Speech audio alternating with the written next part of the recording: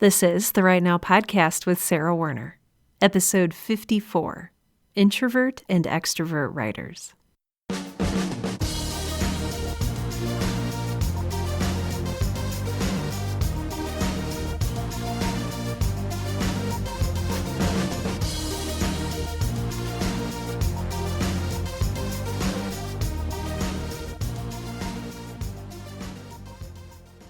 Welcome to Right Now, the podcast that helps aspiring writers and all writers to find the time, energy, and courage you need to pursue your passion and to write every day.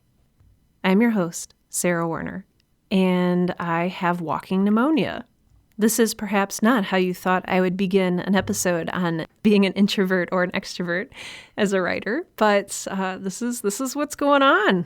This is what's happening lately in my life. Sickness. So I'd been feeling really crummy for a long time. I'd been tired for a while. And I also have asthma. And so I just figured I had this really long-lasting cold that was exacerbated by my asthma. Turns out I had a giant colony of bacteria living in my lungs because my wonderful husband and several wonderful close friends finally convinced me to see a doctor. And when I went to see the doctor, he said, "Sarah, it's probably one of two things. It's probably just really awful allergies or walking pneumonia. And we're going to test you for both and see which one it is." And as you may have guessed, the results came back and I have both. So I not only apparently had walking pneumonia for like 60 days, but I also am allergic to Kentucky bluegrass, the plant, not the music, not one but two types of dust mites. And fun fact, when you're allergic to dust mites, you are not actually allergic to the dust mites, you're allergic to their excrement. So that's just delightful. And finally, and kind of dishearteningly, they tested me for cat allergies. Those of you who listen to this show often know that I have two cats who live in my house. And, I'm always like, no, I can't be allergic to cats because, I go away on vacation somewhere and then, I still have, symptoms and asthma while I'm away. So it can't possibly be cats. Oh, was I wrong? In addition to my Kentucky bluegrass, two types of dust mites, and a very tiny, slight, minor allergy to dogs, I am extremely allergic to cats. If you're not a cat person, you're probably like, lol. If you are a cat person, you feel my pain. Ah. So, of course, the first question everyone asks is, the first question people ask is, Sarah, are you over your walking pneumonia yet? The second question they ask is, are you getting rid of your cats? To which I say, no, I am not. I am keeping them forever because I plan on them living forever. So we just kind of went on a vacuuming craze and put in special hypoallergenic whatever things in the bed to make sure the dust mites don't kill me in my sleep. I'm just going to try to avoid the Kentucky bluegrass and take my Allegra and try to continue living with my kitty cats. So that's what's new in my life, I guess. Not necessarily the allergies, but the realization that I have them. Also the walking pneumonia, which when I tell people about it, there seems to be this sort of mental equivalent between walking pneumonia and walking dead. Like I say walking pneumonia, and I think people actually hear walking dead when I say that. It's very weird. Maybe it's one of those things that just sounds worse than it is. I don't know. But I'm feeling better. I'm feeling like a person again. I'm feeling happy. And maybe it's the antibiotics. Maybe it's the fact that I am still making time in my schedule every day for creative writing. Yes, the experiment from last week has continued. I am at, I think, 27,000 words, maybe a little bit more than that, and having the time of my life. So just really excited to be writing again, and also over my walking pneumonia. So all of this stuff made me think of rest and relaxation and energy and excitement and where we get that stuff. And part of it comes from being healthy, so, not having walking pneumonia, but also the situations in which we put ourselves and in which we find ourselves, sometimes actively, sometimes passively. So while I was sick, I was up and around, and I was trying to live life as fully and with as much gusto as I did when I was healthy. And people are like, Sarah, you got to stop. You got to lay down. You got to rest. You got to relax. And I was like, well, I'm taking medicine. That's what makes me get better. But turns out rest is pretty good for you too. And part of resting means being good to yourself and not overcommitting and not being insanely busy. And it turns out this is not only good for healing, but it's good for writing. Taking a rest every once in a while and recharging is something that every writer needs to do. And this got me thinking of different ways that people relax and recharge, because there's not just one way to do it. Not everybody is like me, and when they get home from a stressful day at work, they just want to climb into bed, go into the fetal position, and just kind of read a book under the covers for 12 hours. Some people like to go out with friends. Some people like to go dancing. Some people like to host what I would see as an extremely stressful dinner party or other social occasion, and they just get a kick out of it, and that's what recharges them. Where I'm going with this is the concept of being an introvert and an extrovert. Now, there are a lot of myths that surround this whole idea of introversion and extroversion. There's the myth that extroverts are loud, friendly, people-loving people who love to talk about themselves, and introverts are shy little peons who just like to hide and have trouble speaking and making friends. These are not only both incredibly extreme, but also kind of rude. No one wants to be stereotyped in that way. There's this myth that only extroverts can be leaders or good leaders, while introverts are cripplingly shy and, for the most part, antisocial. I know that these myths are extremely pervasive because when I tell people I'm an introvert, their first reaction is often surprise. They're like, no, you have a podcast, you do public speaking, you like to talk to people, you're an extrovert. And I'm like, well, you don't see me after work when I go home and climb into bed, resume the fetal position, and read a book for 12 hours. I'm an introvert, but I'm not quiet. I'm an introvert, but I love people. I'm an introvert and I love to talk. Maybe you've noticed this because I have a podcast. I'm an introvert and I love hugs. Look at me breaking all these stereotypes. Because the division between introvert and extrovert comes down not really to how good you are with people or how friendly you are or how outgoing you are or how shy you are, but rather what energizes you. Where do you get your energy? At the end of a long day, do you climb into bed under the covers and read a book, maybe wearing some sweatpants, maybe with a cup of tea on the nightstand? Or are you more like, let's tear it up, and you run around on the town with your friends, drinking and having an amazing time? What recharges your spirit? I want to point out two things before I carry on. The first of which is that I think very few people are actually a complete introvert or a complete extrovert. There is a spectrum. In the middle is this thing called being an ambivert, which is being a little bit of an extrovert, a little bit of an introvert. I took a personality test and I'm like 51% introvert, 49% extrovert. So really, that middle ambivert. But what that means for me is I love people. I love people so much. I look forward to going to my job every day because of the people there. And so I get there and I see how they're doing, and I talk to them about how their evening was and what their plans are and what their dreams are for the future and what they want to accomplish with their lives. And then at some point, I snap and I'm like, nope, I'm done with people now. And then that's when I go and hide. So I love being around people until I don't anymore. Maybe you can relate.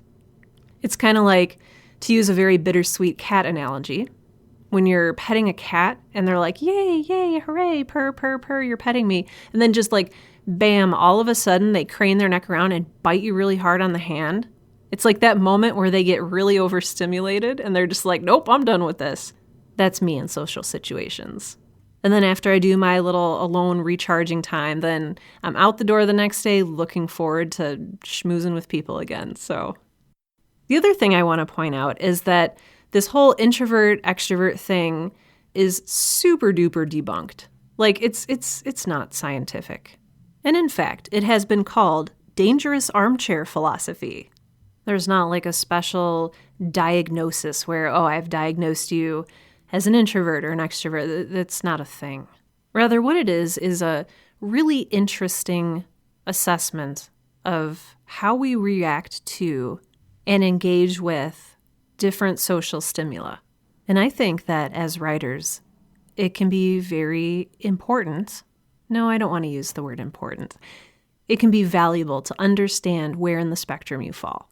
So introvert, ambivert, extrovert wise, you might know already where you fall on the spectrum. I joined a women's leadership program in our community here in 2014. And as part of that, I took what's called the Myers-Briggs test. The Myers-Briggs test is a sort of extensive personality test that you take that kind of lets you know at the end of the test, not only whether you're introverted or extroverted, but also whether you have other personality traits as well. I guess not if you have other personality traits, but like what they are. It does this using 4 letters in a sequence. And you may have seen these letters crop up in people's Twitter bios or maybe LinkedIn. Maybe they have it on their Facebook or they talk about it at work. Maybe you've been on a corporate retreat where people talk about their Myers-Briggs test results. This is what they're talking about. So my Myers-Briggs test results were INFP, and the I stands for introvert. And again, most people, even if they haven't taken the test before, I think most people self-identify pretty accurately, like, oh, I'm an introvert or I'm an extrovert. There's some people who don't, and maybe you're one of these people, in which case the Myers-Briggs costs money, but there are accurate online versions that you can take for free. My favorite one is called 16 Personalities. That's the numbers 16, the word personalities, and then .com if you want to go take the test online. It's free. It takes about 12 minutes, and it'll try to encourage you to pay for the premium upgrade, but don't do that. I mean, unless you really want to, but I advise, not spending money. We starving artists have to stick together. So go ahead and take the quiz. I'll make sure that there's a link to it in the show notes for today's episode number 54. And again, that's 16personalities.com. So if you want, you can go there right now. You can pause this podcast episode and go take it right away, or you can just kind of keep listening. It's up to you. So if you decide to take the test, what you'll get is a series of 4 letters, the first of which will be an I for introvert or an E for extrovert, and a little blurb that sort of talks about the essence of what it means to be that personality type. There are 16 total combinations. And yes, there are more than just 16 types of people in the world. So while it won't be ridiculously accurate, it will also be, I think, interestingly close to who you are.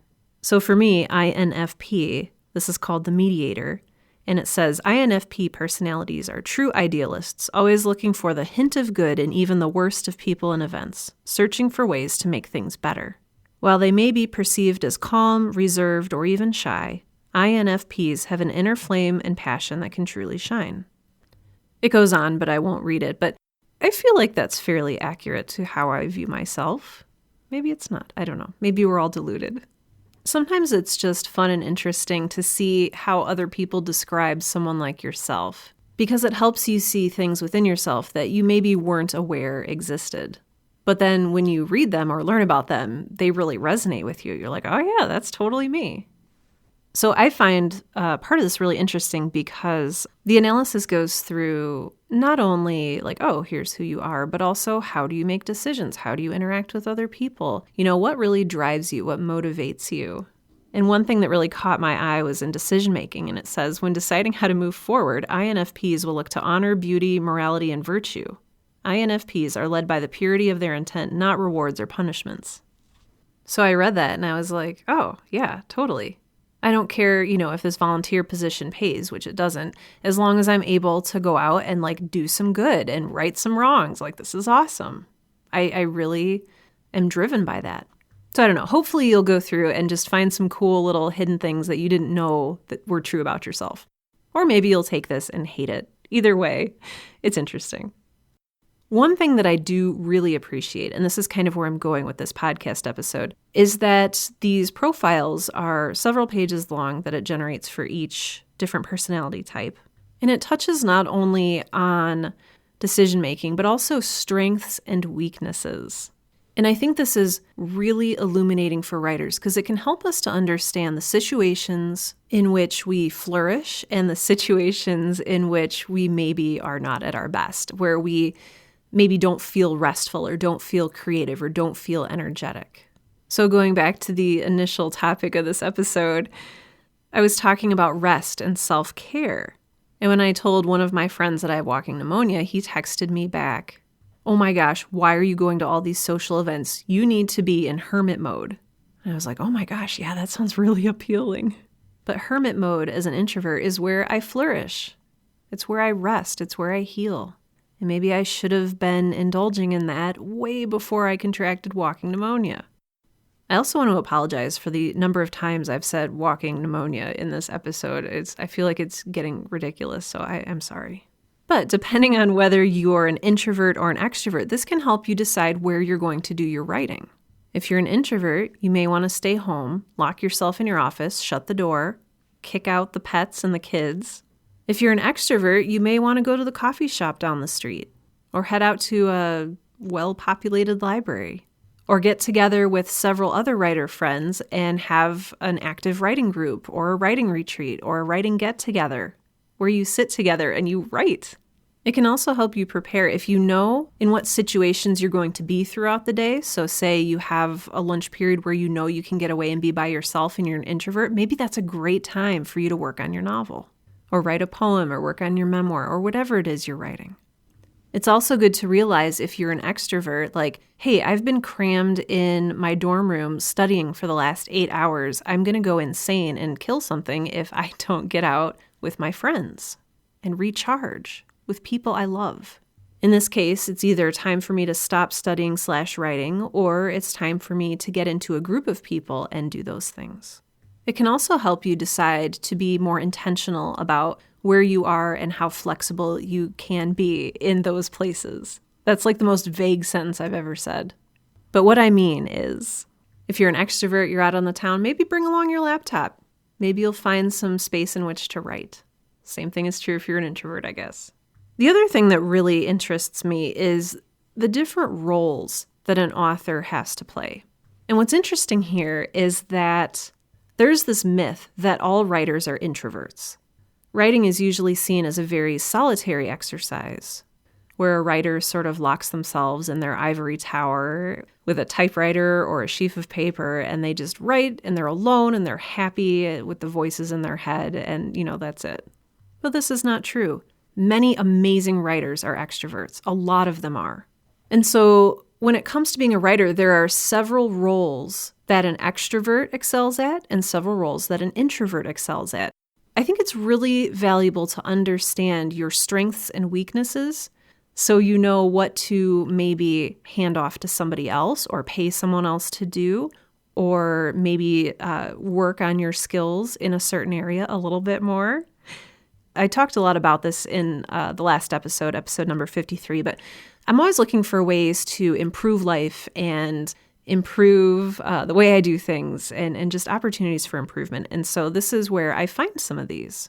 And here's a little bit about what I'm talking about so you can have a picture. So a writer or an author needs to know how to write, obviously, but there's a lot involved in that. There's reading and listening and seeing and strategizing and marketing and PR and talking to people and communicating and selling. And so there's this huge list of skills that a writer has, or, maybe should have kind of ish.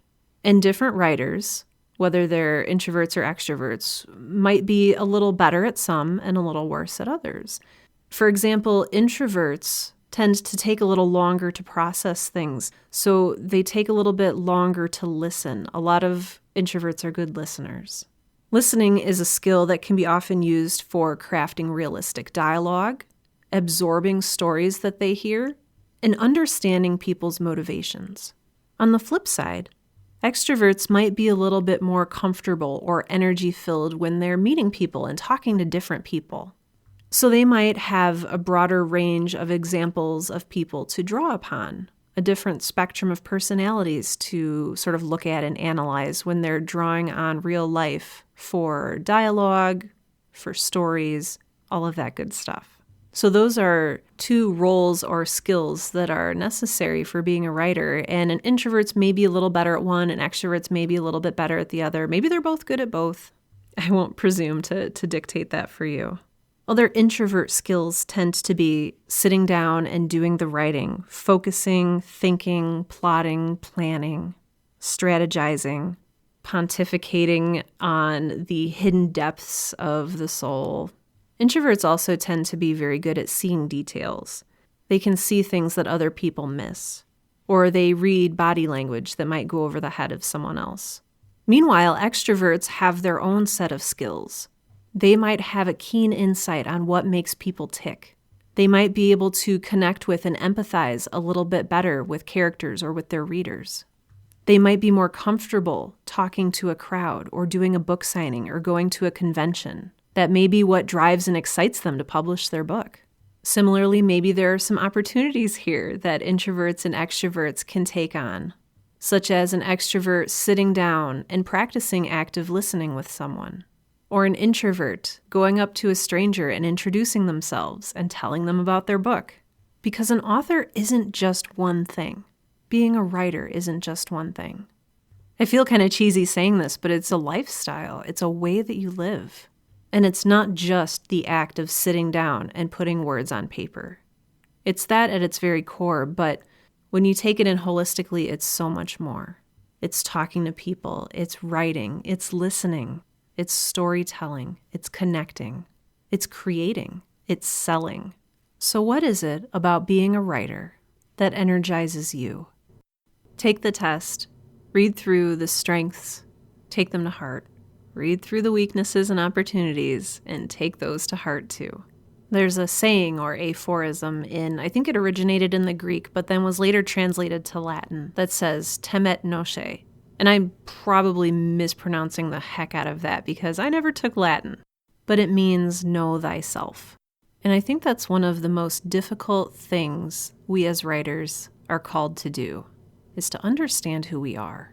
And I am definitely not saying that a 12-minute personality test on the internet is going to tell you everything you need to know about who you are. But it's a starting point. It's a point for you to sit and think and say, what about this is right? And what about this is wrong? Who am I at the core of this all? It's so easy to be distracted by things. I'm podcasting right now and I have my phone like less than a foot away from me. That's how close the internet is to me, with its wealth of games and information and books. It's really easy for us to be distracted and really difficult for us to sit down and just exist with ourselves and get to know ourselves. But when it comes right down to it, as writers, what are we doing aside from trying to understand and give language to the human condition? So I encourage you today, sit down. Think for a while about who you are. Maybe use the Myers-Briggs as a starting point, or maybe not. Maybe write some ideas down in your journal, writer strengths, writer weaknesses, and how you can use each or improve each in your path to becoming a writer. I received several lovely and wonderful emails this week that I am really excited to share with you. The first of which is an email from podcast listener Jewel, who writes, "Hello, Sarah. I was looking for writing podcasts and stumbled upon yours, but I didn't listen right away. My 1-year-old daughter turned your show on for me after she stole my phone. Funny little munchkin. I've been addicted ever since. You have such a calm style with actionable advice. I've been learning so much. Thank you." Thank you, Jewel. That is really, really awesome and delightful. I love that story. I have another one from podcast listener Kelvin, who says, "I've been trying to find a great writing podcast for a while now. Your podcast has all of the elements I was looking for. Not that there aren't any other great podcasts out there for writers, but your simplicity and feel for solo conversation is very enlightening. I'm a young 18-year-old, and I find your podcast very helpful and inspiring. I'm starting a novel, and when it is a success, you will be one of the people I will credit." Kelvin, you are wonderful. Thank you so much, and the absolute best of luck to you as you work on your novel. I love getting email. I can't answer them all right away as soon as I would like to, but hopefully I do get around to answering them all. And so please do feel free to write in. I read every single email that I get. You can contact me by emailing hello@sarahwerner.com. That's SarahWerner.com. You can also navigate to my website, sarahwerner.com, go over to the Contact tab and just fill out the handy little form there. Or you can contact me on social media. The Right Now podcast is on Twitter, Facebook, Instagram, Pinterest, all of the things. And so you can find me wherever you prefer. Also, I send out a newsletter about this podcast. So if you want to be one of the first people to know when the Right Now podcast is released, you can sign up for my mailing list. You can do that at sarahwerner.com. In the very, very top of the website, there's a black bar that says email address. You just put your email address in there and it signs you up. You can also navigate to my contact page, and there is a link there for signing up as well. Every time I create a new episode of the Right Now podcast, I have a lot of people that I like to thank because I don't do this alone. First and foremost, I want to thank you for listening. I've said it before and I will say it again, but I wouldn't create this without you. I wouldn't just shout my words into the void if I didn't know someone amazing like you was listening. So thank you for listening. I also love to thank my wonderful, wonderful Patreon supporters. Patreon is a secure third-party donation platform where people like you who want to support shows like mine can give 50 cents an episode, $1 per episode, $2 per episode, what have you. Whatever you feel you can afford and is worth it to you. And in return, there's different levels, sort of like a PBS pledge drive. So if you're at this level, you get a mug and a shout out on the episode and all this stuff. So I would like to thank official Cool Cats, Sean Locke and Rebecca Werner, official Cool Cat, Matthew Paulson, official Rad Dudes, Andrew Coons and the Sioux Empire podcast, and official Caffeine Enablers, Colleen Catalessa and War Writer. You are all deeply wonderful, and I appreciate you so much. The funds that you donate go to help me pay for hosting costs, equipment costs, and covering my time, all of which are incurred by this very fun and exciting hobby. So thank you so much. Your donations also help keep the Right Now podcast ad-free, so I really do deeply appreciate that.